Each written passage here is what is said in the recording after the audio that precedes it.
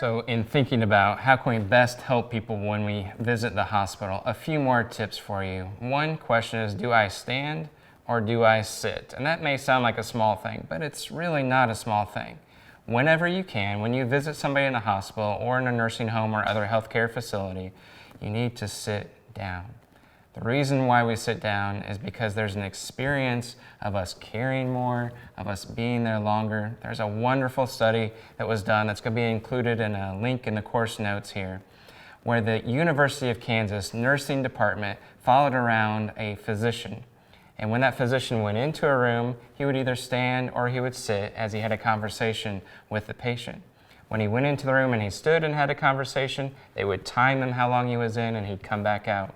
And then they'd go in and they'd ask the patient, how long did you experience the doctor being here for? If you had to estimate how long he was in here, what would you say? And then they flipped the experiment and sent him in and he sat down, had a conversation, and they did the exact same thing. You might be able to predict that the patient estimated the time that the doctor was in the room as shorter than the actual time when he was standing and as longer than his actual visit when he was sitting. There's an experience of that person cares, is taking this time with me to be able to really connect with me when we sit down. Where should you sit?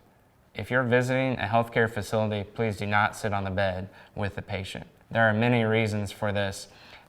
It's not safe for the patient, it's not always a sanitary place for you to be, and it's just a little bit too personal most of the time.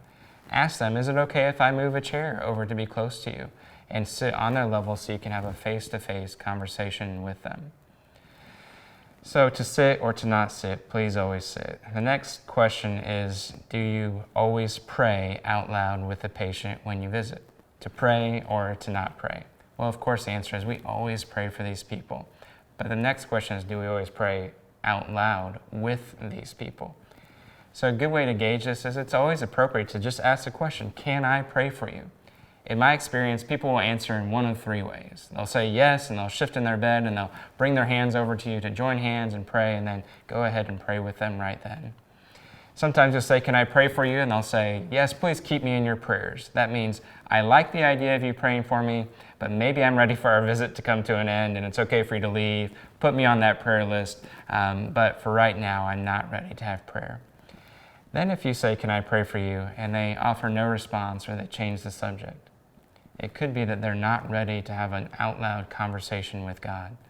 Maybe they're struggling with what's going on and they're just not ready to talk about that with God at that particular point in time. So should I sit or should I stand? Whenever it's possible, go in and sit down next to that person and have a great conversation.